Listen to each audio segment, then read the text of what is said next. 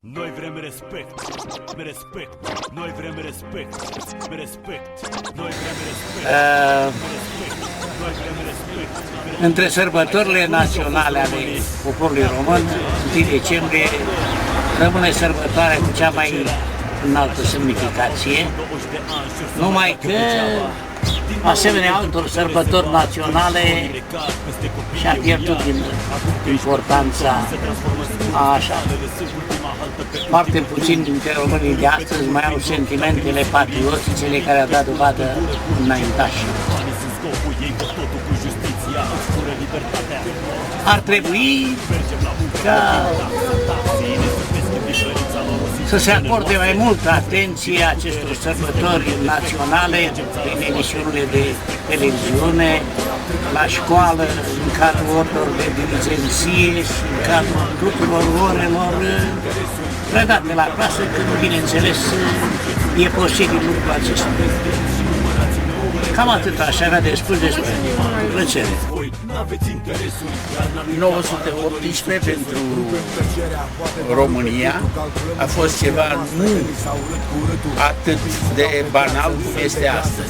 1918 a fost unirea care a semnat ceva prea mult pentru România în țara noastră.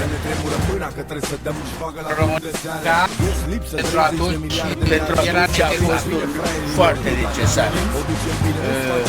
1918 s-a pierdut în timp, mulți nu mai știu de ce s-a făcut unirea, mulți nu mai au naționalitate. 1 decembrie este cea mai măreață sărbătoare a poporului român, cea mai mare sărbătoare pentru neamul românesc, pentru că această sărbătoare am putea să călătorim. Și l-am văzut pentru prima dată toți românii uniți în suflet și în simțire. De aceea consider că 1 decembrie e ziua neamului românesc de pretutindeni. Ziua națională a României. La 1 decembrie 1918, Transilvania s-a unit cu România. Și acest moment semnifică Ziua Națională a țării noastre. Deci data de 1 decembrie 1918 este momentul în care Adunarea Națională de la Alba Iulia, în unanimitate de voturi, a hotărât unirea Transilvaniei cu România. Ne apropiem de frumoasă sărbătoare, 1 decembrie 2010, Ziua Națională a României, și dincolo de greutățile zilnice, dincolo de problemele pe care le avem cu toții, această problemă, să ne amintim că acest moment a fost posibil din eroism, când a dat dovadă românești, aproape decembrie este o dată fericită a sărbătorii. Este momentul când se încheie realizarea statului național unitar. Este momentul realizării României mari. Din păcate, anii care au urmat și pierderile teritoriale din 1940 au făcut ca România mare să nu mai existe decât ca vis frumos și posibil realizorian. Chiar dacă unii români au ales să sărbătorească mai mult Ziua Independenței Statelor Unite și Ziua Națională a Statelor Unite, sau au ales să anabunseze mult mai festiv Ziua Națională a Franței decât Ziua Națională a României, să nu uităm că 1 decembrie a marcat pentru noi frumos care a început în Traian Brează, visa muzicării României în granițele acelui stat. Tot înseamnă prima asupra unei date care să aibă reprezentativitate pentru toți români. Și aceasta nu poate fi decât momentul realizării statului național. După ce se umple banca de bani și dai faliment, sau după ce deschizi un mare club de agrement? 1 decembrie reprezintă Ziua Națională a României. Ziua României, frate! Bă, pe mine nu mă gândesc. Ce-i pe 1 decembrie? Păi nu știu ce e. Ce mă 1 decembrie? Ce-i 1 decembrie? Ce 1 decembrie, mă? Ce mă 1 decembrie? Decembrie? Zi-mă ce? Ce 1 decembrie, zi-mă rog? Ce mă 1 decembrie? Zi-mă ce 1 decembrie? Ce 1 decembrie? Ziua Națională a României. Oana? Ziceți mă ce e 1 decembrie? Ce 1 decembrie?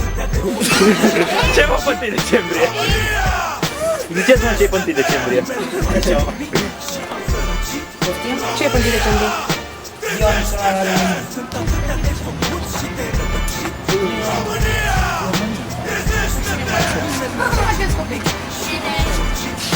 Știți ceva ce decembrie? Nația au și cașcalul? Ce e 1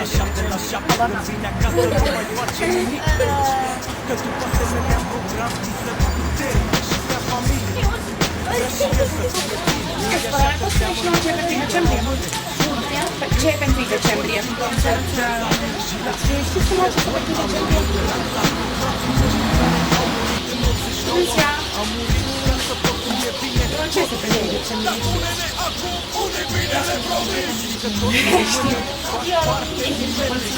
Doamna întrebare, vă rugăm, ce este 1 decembrie? Ultima oară a fost unirea, nu? Da. Așa, la 1 decembrie 1800.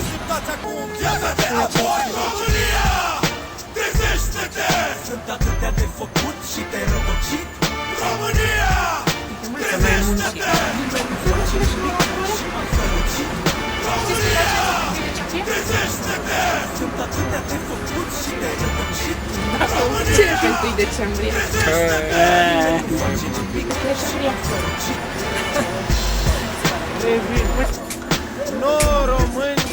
Știi ce e 1 decembrie?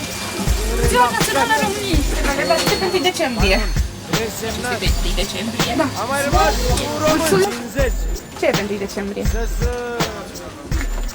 Ce anume? Ce este 1 decembrie? Așa, faci că ziua independenței sau ziua României, copii!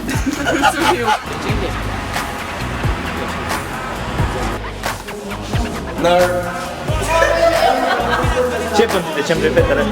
Ziua Națională a României. Ce 1 decembrie? Ce mă 1 decembrie? Decembrie, Paul, ce 1 decembrie? Început de lună! Decembrie ce e? Iule. Ce pe 1 decembrie? Ce pe 1 decembrie? Spre băieți. Ce pe 1 decembrie? Ce pe 1 decembrie? Ce pe 1 decembrie? 1 decembrie. 1 decembrie. Ce mă pe 1 decembrie?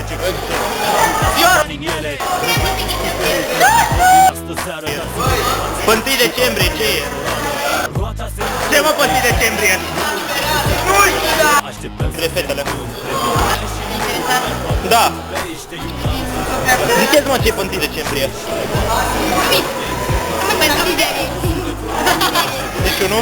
Ce pe 1 decembrie? Ce știi? Ce e? Ziua Națională. Uitați-l, el e jos, el e neprietenos, fritos și caragios. Dacă-l vedeți leșinat, ridicați-l după jos. Un marinar bețiv ce minte ascunde flota în mânecări și devine președinte. E Ziua Națională. Înghițitorul de săbi și alte obiecte tari. E decembrie. Stai că știu, Tresorul de feline, în ceea ce-l privește Ziua mea. greu de ele. 1 decembrie. Mai zicem pește, trist. 1 decembrie. Mă, ce pe 1 decembrie? Atenția, vă rog frumos. Decembrie. Se învârte multe 1 decembrie că tu spui. Ziua Națională a României. 1 decembrie. 1 decembrie ce e? se prăbușește. Păi 1 decembrie reprezintă Ziua Națională a României. La gură Marea așteptăm să Uniune se din 1918 19 a fost și va rămâne pagina cea mai sublimă a istoriei românești. Unirea de la 1 decembrie 1918 reprezintă evenimentul principal al istoriei României și totodată realizarea unui deziderat al locuitorilor granițelor vechi daci, unirea Transilvaniei cu România. Ziua de 1 decembrie a devenit, după evenimentele din decembrie 1989, Ziua Națională a României. Măreția ei stă în faptul că desăvârșirea unității naționale nu este opera niciunui om politic, a niciunui păreri, a niciunui partid, ci este fapta istorică a întregii națiuni române, realizată într-un elan țâșnit cu putere din străfundurile conștiinței unității neamului, un elan controlat de fruntașii politici pentru a călăuzi cu inteligența politică remarcabilă spre țelul dorit. Cu această ocazie, ansamblul Cel Plai Cutor al Clubului Copiilor, condus de profesor Zama Dragoș și corepetitorul Nicolae Mușcereanu, vă prezintă un spectacol folcloric.